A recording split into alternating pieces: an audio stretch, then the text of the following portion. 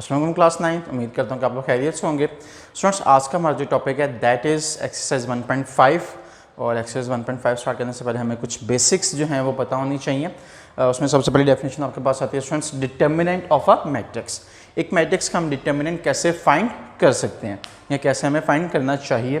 तो देखिए students, let's say we have a matrix A having elements A B C and D. तो ये उसके एलिमेंट्स हैं। तो स्टूडेंट्स, मैट्रिक्स को हमने जब भी डिनोट करना है, मैट्रिक्स को डिनोट करने का एक मेथड है और वो हम इन लाइंस में डिनोट करते हैं। और इन लाइंस को हम मॉडुलस साइन भी कहते हैं, ठीक है, मॉड ऑपरेटर भी कहते हैं। तो स्टूडेंट्स, हमेशा आपने सबसे पहले मैट्रिक्स को इस फॉर्म में कन्वर्ट करना है और उसके बाद आपका जो ए एलिमेंट है ये मल्टीप्लाई हो जाएगा डी से और जो बी एलिमेंट है ये मल्टीप्लाई हो जाएगा सी से। यानी स्टूडेंट्स, इन अदर वर्ड्स, क्योंकि आप लोगों ने पढ़ा हुआ है कि ये जो एलिमेंट्स हैं इन्हें हम डायगोनल एलिमेंट्स भी कहते हैं। इन्हें हम क्या कहते हैं? Diagonal elements. और ये जो एलिमेंट्स हैं they are known as non diagonal. तो स्टूडेंट्स, इन शॉर्ट वर्डिंग आपके डायगोनल एलिमेंट्स मल्टीप्लाई होंगे, यानी ए मल्टीप्लाई होगा स्टूडेंट्स डी से, हम माइनस का साइन यूज करेंगे, और नॉन डायगोनल एलिमेंट्स मल्टीप्लाई होंगे, यानी बी मल्टीप्लाई होगा सी से। और इसको सॉल्व करके जो भी आंसर आएगा that will be a real number, और वो रियल नंबर कुछ भी हो सकता है, और वो क्या होगा? आपका determinant of the given matrix होगा। अब स्टूडेंट्स, इसी डिटर्मिनेंट की बेस पर आपकी दो डेफिनेशंस हैं। एक डेफिनेशन है सिंगुलर मैट्रिक्स, और स्टूडेंट्स एक डेफिनेशन आपकी नॉन सिंगुलर मैट्रिक्स। और स्टूडेंट्स, ये दोनों बेस करती हैं आपकी डिटर्मिनेंट पर ही। आपकी बुक में वर्डिंग लिखी हुई है, if A determinant, if determinant of A is equals to 0। Students, किसी भी मैट्रिक्स का अगर डिटर्मिनेंट 0 हो जाए तो उसे हम कहते हैं सिंगुलर मैट्रिक्स, ठीक है।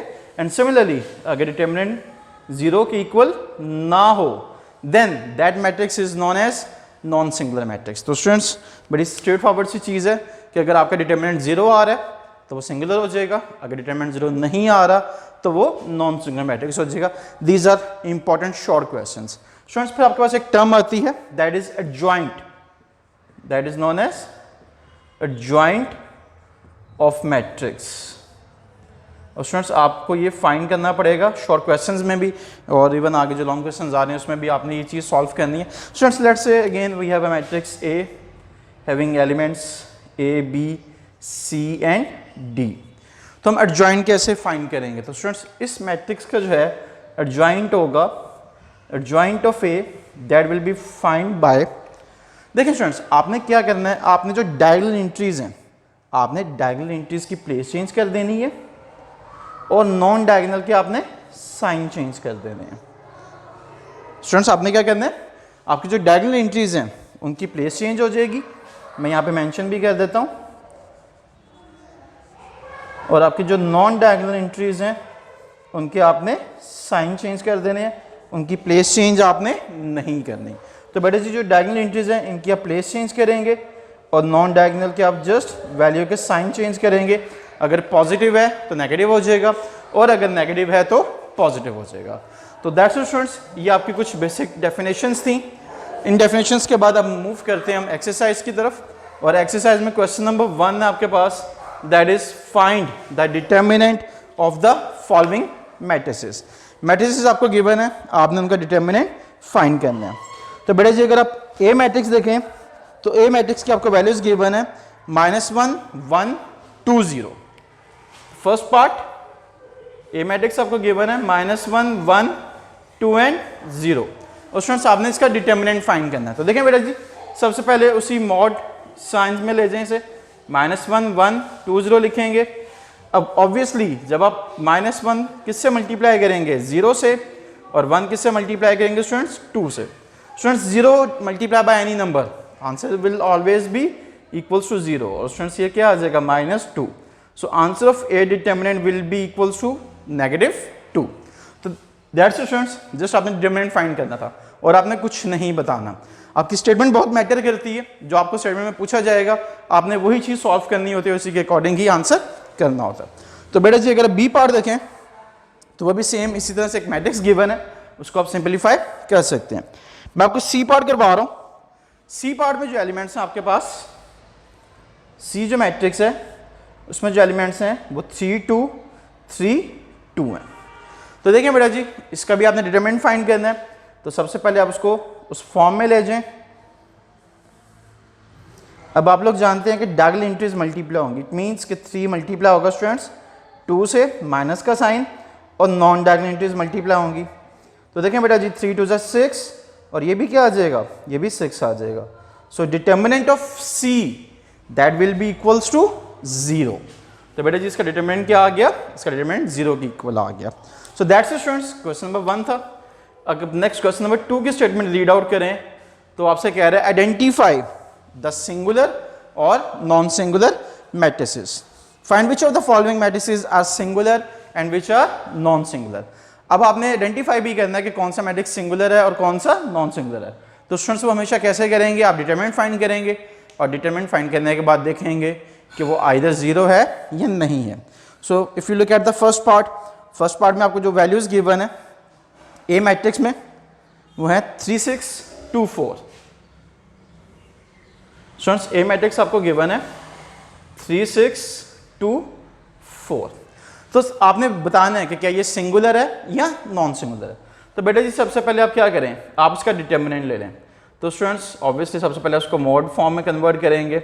डायगोनल एंट्रीज यानी 3 मल्टीप्लाई होगा 4 से और 6 मल्टीप्लाई होगा स्टूडेंट्स 2 से। Now 4 3 12 and 6 2 12।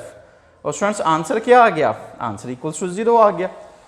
तो अब क्योंकि स्टूडेंट्स आंसर 0 आ चुका हुआ है तो उसके बाद आप स्टेटमेंट लिखेंगे, आपको ऑब्वियसली पता चल गया कि आपका क्या है, ये आपका सिंगुलर मैट्रिक्स है। तो आप क्या लिख देंगे, this shows A is a singular matrix. तो स्टूडेंट्स ए आपके पास क्या है, that is a singular matrix. इस तरह से स्टूडेंट्स आपका बी पार्ट में अगर आप देखें आपको वैल्यूज गिवन है 4 1 3 2।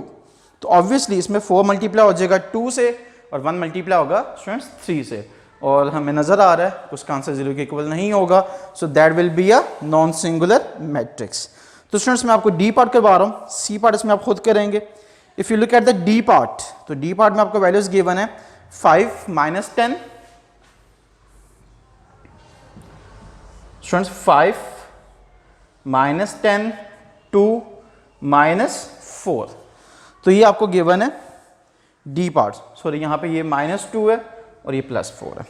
तो स्टूडेंट्स इसमें भी आपने आइडेंटिफाई करना है कि क्या ये सिंगुलर है या नहीं है। तो इसमें भी आप क्या करेंगे, आप डिटर्मिनेंट लेंगे। तो स्टूडेंट्स पहले डिटर्मिनेंट फॉर्म 5 -10 -2 +4। तो बेटा जी अब यहाँ पर क्या होगा, 5 मल्टीप्लाई हो जाएगा 4 से, माइनस का साइन, और -10 मल्टीप्लाई हो जाएगा -2 से। So students 5 4 20, minus minus plus, और प्लस माइनस बेटा जी क्या हो जाएगा, माइनस हो जाएगा। और इसका आंसर भी क्या आ रहा है students, equals to 0। So obviously अगर आंसर 0 आ जाए तो ये भी क्या हो जाएगा, ये भी एक सिंगुलर मैट्रिक्स हो जाएगा। तो आप क्या स्टेटमेंट लिखेंगे, D is a singular matrix. So that's it students, that's it question number 1 and 2. अब हम फर्दर मूव करते हैं नेक्स्ट क्वेश्चंस की तरफ। क्वेश्चन नंबर 3 देखें, उसकी स्टेटमेंट है find the multiplicative inverse if exist. तो बेटा जी हमें पता होना चाहिए कि मल्टीप्लिकेटिव इनवर्स क्या होता है। तो स्टूडेंट्स मैंने बोर्ड पे आपके लिए स्टेटमेंट लिखी है। Let's say we have a matrix A, हमारे पास एक ए मैट्रिक्स है जिसका हमने मल्टीप्लिकेटिव इनवर्स फाइंड करना है। तो स्टूडेंट्स उसको हम इससे डिनोट करते हैं a रेज़ टू पावर -1।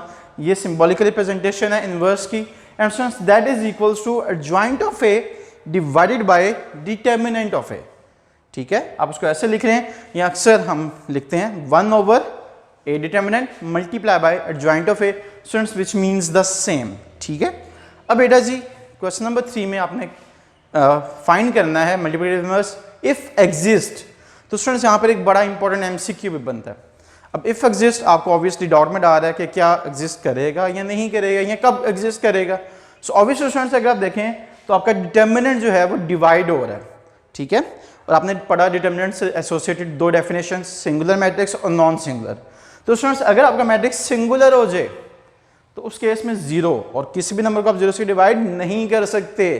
तो इट मीन्स ऐसे मैट्रिसेस जो सिंगुलर हैं उनका इन्वर्स पॉसिबल नहीं है। और इन्वर्स किसका पॉसिबल होगा? जो नॉन सिंगुलर मैट्रिक्स होगा। So students that's a very important MCQ, ठीक है, ये चीज आपने माइंड में रखनी है। अब हम मूव करते हैं क्वेश्चन नंबर 3 पार्ट 1 की तरफ। अब पार्ट 1 में स्टूडेंट्स वो आपसे कह रहा है कि we have a matrix A जिसके ये एलिमेंट्स हैं, आप इसका इन्वर्स फाइंड करें अगर एग्जिस्ट कह रहा है।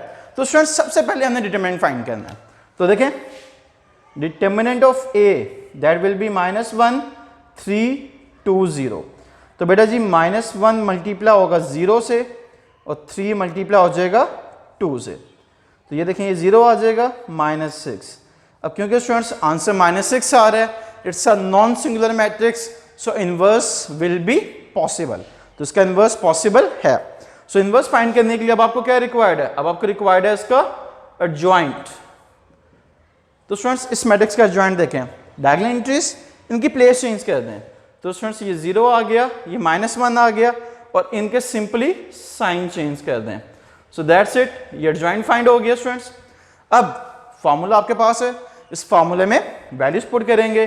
सो students A inverse that will be equals to 0 -3 -2 -1 over -6। अब बेसिकली -6 जो है वो हर एक एलिमेंट के साथ डिवाइड हो जाएगा। तो बेटे जिससे आप फर्दर सिंप्लीफाई करेंगे तो क्या लिखेंगे आप? 0 divided by -6, -3 divided by -6, -2 divided by -6, -1 divided by -6। सो देखें 0 divided by any number, answer will always B 0। Students minus minus से कैंसिल, 3 1 जा 3 2 जा, तो क्या आ गया आपके पास 1/2। यहाँ पर भी कैंसिल आउट, सो 2 1 जा 2 3 जा, क्या आंसर आ गया स्टूडेंट्स? 1/3। यहाँ पर भी माइनस माइनस से कैंसिल, तो स्टूडेंट्स क्या आ गया? 1/6। So that's it, this is your A inverse. तो स्टूडेंट्स ए इनवर्स फाइंड हो गया। इसी तरह से इसका बी पार्ट है और इसका सी पार्ट है। तो स्टूडेंट्स बी और सी पार्ट आप लोग खुद से ट्राई कर सकते हैं। मैं आपको डी पार्ट की तरफ लेके जा रहा हूं, which is a very important short question. बेटा जी शॉर्ट क्वेश्चन क्यों है, जब आप सॉल्व करेंगे तो आपको पता चल जाएगा। अगर आप डी पार्ट देखें तो आपको वैल्यूज गिवन है 1/2 3/4। तो देखें स्टूडेंट्स डी मैट्रिक्स 1/2 3/4 1 and 2। तो बेटा जी सबसे पहले क्या करें आप? सबसे पहले आप इसका डिटर्मिनेंट फाइंड कर लें।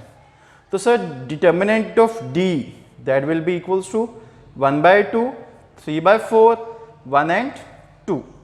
तो स्टूडेंट्स देखें 1/2 मल्टीप्लाई होगा 2 से, -1 मल्टीप्लाई होगा 3/4 से, स्टूडेंट्स 2 2 से कैंसिल आउट, क्या आंसर आ गया आपके पास? 1। और स्टूडेंट्स जब ये आ जाएगा it will be 3/4, so obviously LCM will be 4। तो स्टूडेंट्स ये 4 आ गया and determinant of D that will be equals to 1/4। ठीक है, अब ऑब्वियसली ये भी 0 के इक्वल नहीं है, so it's a non singular matrix, और अगर मैट्रिक्स नॉन सिंगुलर हो तो आपका जो इन्वर्स है वो पॉसिबल होगा। तो स्टूडेंट्स अब इन्वर्स फाइंड करने के लिए हमें और क्या रिक्वायर्ड है? हमें रिक्वायर्ड है adjoint. So students adjoint of D, आप क्या करेंगे? आप जो डायगोनल एंट्रीज है उनकी प्लेस चेंज कर दें। तो बेटा जी यहाँ पर 2 आ जाएगा और 1/2 यहाँ पर आ जाएगा, और नॉन डायगोनल की आप साइंस को चेंज कर देंगे, तो -3/4 एंड -1। और स्टूडेंट सेम फॉर्मूला आप लोगों को याद है। So D inverse will be equals to adjoint of D divided by determinant of D. तो स्टूडेंट्स डी डिटर्मिनेंट की वैल्यू है आपके पास 1/1/4 इंटू एडजॉइंट। तो देखें बेटा जी एडजॉइंट आपके पास था 2 -3/4 -1 एंड 1/2। अगर आप इस टर्म को देखें so it's a double fraction. तो स्टूडेंट्स ऑब्वियसली जब डबल फ्रैक्शन आ जाएगी तो 4 ऊपर आ जाएगा, यानी न्यूमरेटर में आ जाएगा। तो स्टूडेंट्स ये क्या हो जाएगा? 4 × 2 -3/4 -1 एंड 1/2। और नेक्स्ट टाइम में स्टूडेंट्स जो 4 है ये हर एक एलिमेंट के साथ मल्टीप्लाई हो जाएगा, and D inverse that will be equals to, देखिए स्टूडेंट्स 4 2 ज़ा 8, 4 जब -3/4 से मल्टीप्लाई होगा तो ऑब्वियसली 4 4 से कैंसिल होकर आंसर क्या आ जाएगा students? -3। 4 × -1 answer will be -4 and obviously 4/2 answer will be 2। So students that's it, this is your D inverse. Again repeat कर रहा हूँ स्टूडेंट्स, ये जो पॉइंट आपका इट्स अ वेरी टेक्निकल। अक्सर स्टूडेंट्स यहाँ पर ही मिस्टेक करते हैं, वो उसको इन्वर्ट नहीं करते, वो 1/4 से मल्टीप्लाई करवा देते हैं, विच इज़ रॉन्ग, क्योंकि यहाँ पर ये टर्म इन्वर्ट होनी है और उसके बाद सॉल्व होना है। So students that's it from today's lecture, hope so आपको समझ आ गया होगा। स्टिल अगर आपकी कोई भी क्यूरी है तो जो नंबर्स प्रोवाइड किए गए हैं आप उस पर कॉन्टैक्ट कर सकते हैं। इंशाल्लाह नेक्स्ट लेक्चर में हम इसके अगले क्वेश्चंस को डिस्कस करेंगे। टिल देन स्टे सेफ, अल्लाह हाफिज़।